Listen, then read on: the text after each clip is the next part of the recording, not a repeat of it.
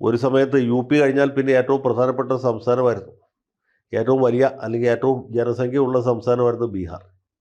ഇപ്പോൾ ആ ഒരു പദവി നഷ്ടപ്പെട്ടു. കാരണം എന്ന് വെച്ചാൽ ബീഹാറിനെ വിഭജിച്ച് ബീഹാർ ജാർഖണ്ഡുമായിട്ട് 2 സംസ്ഥാനങ്ങളാക്കി മാറ്റി.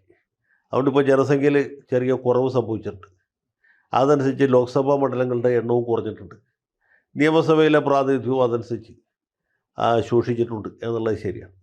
ഇപ്പോൾ പശ്ചിമ ബംഗാൾ, മഹാരാഷ്ട്രയൊക്കെ കഴിഞ്ഞിട്ട് ബീഹാർ വരുന്നുള്ളൂ. എങ്കിൽ പോലും രാജ്യത്തെ പ്രധാനപ്പെട്ട ഒരു സംസ്ഥാനമാണ് ബീഹാർ.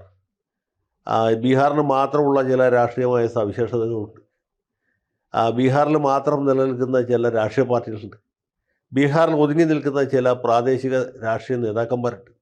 അവർ ദേശീയ രാഷ്ട്രീയത്തിൽ അത്യാവശ്യം കൈയിട്ട് വരാൻ പഠിക്കാത്തവരാണ്, ധൈര്യമുള്ളവരാണ്, സ്ഥൈര്യമുള്ളവരാണ്, തന്നിടമുള്ളവരാണ്. ദേശീയ നേതാക്കളെക്കാളും തലയെടുപ്പുള്ള നേതാക്കന്മാരും ബീഹാറിലുണ്ട്. പിന്നെ ജാതി രാഷ്ട്രീയത്തിൻ്റെ ഒരു വലിയ കളിത്തൂട്ടിലാണ് ബീഹാർ. യാദവന്മാരും കുർമികളും ദളിതരും മഹാദളിതരും ഭൂമിഹാർമാരും ബ്രാഹ്മണരും ഒക്കെ കൂടി കുഴഞ്ഞ വളരെ സങ്കീർണമായ ഒരു രാഷ്ട്രീയമാണ് ബീഹാറിലുള്ളത്. അതൊക്കെ വെച്ച് നോക്കുമ്പോൾ കേരളം എത്ര ഭേദം നമുക്ക് തോന്നും. കൂടുതൽ വാർത്തകളും വിശേഷങ്ങളും നിങ്ങളിലേക്ക് എത്താൻ ABC മലയാളം സബ്സ്ക്രൈബ് ചെയ്യുക, ബെൽ ബട്ടണും അമർത്തുക.